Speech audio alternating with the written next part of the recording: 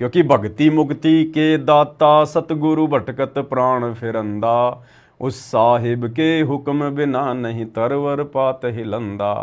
क्योंकि भक्ति और मुक्ति का दाता सतगुरु ही है। और भाई जब सतगुरु समझ में नहीं आए तो मोक्ष क्या खाक होगा। तो वर्तमान में भाई और बहनों, वो तत्व भेद अपने सत्सेवक बच्चों के ऊपर गुरुदेव भगवान ने दया बख्शी है। और उसी तत्व भेद के कारण इस कल की भगवान को, रियल परमेश्वर को, परमात्मा को दुनिया जिसे यूट्यूब पर ढूंढ रही है, शतलोक आश्रमों से जुड़ी लाखों की संगत जिसे डाडी मूछ वाली नकली फोटो में ढूंढ रही है कि ये कबीर भगवान है कागज का टुकड़ा। और सत्सेवक बच्चे तत्व भेद के आधार से अपने घर पर ही गुरुदेव भगवान का आश्रम बना लिया, गुरुदेव भगवान का आसन लगा दिया, घर घर में बेड लग गए। गुरु को परमात्मा मान के गीता अध्याय 3 श्लोक 13 के अनुसार घर घर में अपने गुरुदेव भगवान को भोग लगाया जा रहा है। ज्ञान को आधार बना के भक्ति की जा रही है और परमेश्वर की रजा का, उनकी दया का, उनकी मेहर का भर भर के प्याला घर बैठे पी रहे हैं, घर बैठे। तो ये दया केवल सत्सेवकों के ऊपर हुई है। जबकि सतलोक आश्रमों से जुड़े हुए भाई बहन दुनिया वालों की तरह धक्के खाते फिर रहे हैं, भटकते फिर रहे हैं।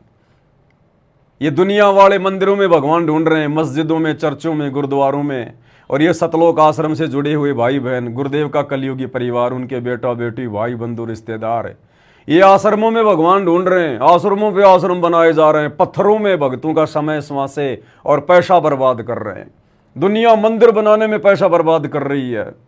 कल की मंदिर बन रहा है बहुत बड़ा एक संभल में, दुनिया उसमें पैसा बर्बाद कर रही है। और ये सतलोक आश्रम वाले इन पत्थरों में पैसा बर्बाद कर रहे हैं, जगह जगह सतलोक आश्रम बना रहे हैं। चाटोगे क्या? अरे ये सत भक्ति सतगुरु रामपाल जी भगवान वाली ये आश्रमों की भक्ति नहीं है। ये तो घर को आश्रम बनाकर फिर भक्ति करने की है। घर को आश्रम बनाकर, ज्ञान को आधार बनाकर, गुरु को भगवान मानकर, तब ये भक्ति सफल होगी।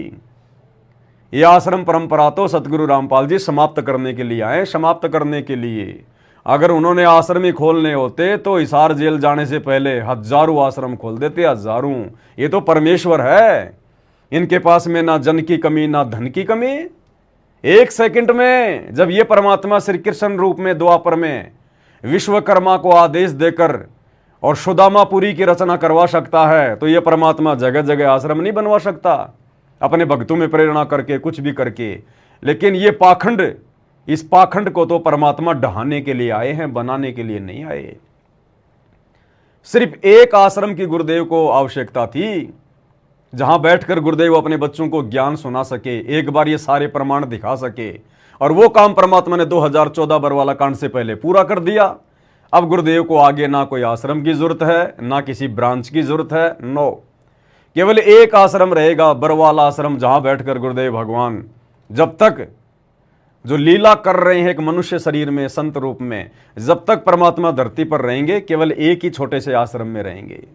बाकी ये जितने भी आश्रम बन रहे हैं ना, अब देखो उधर महाराष्ट्र में, ओ तेरी की पता नहीं कहां जंगल में जाके, पहाड़ों में जाके आश्रम बना रहे हैं, पहाड़ों में जाके।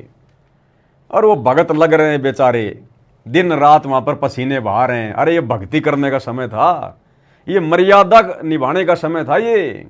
और ये समय इस काल ने तुम्हें भूल भुलैया में डालकर, अपने जाल में फंसाकर और इन पत्थरों में तुम्हारा समय बर्बाद करवा रहा है, तुम्हारा पैसा बर्बाद करवा रहा है।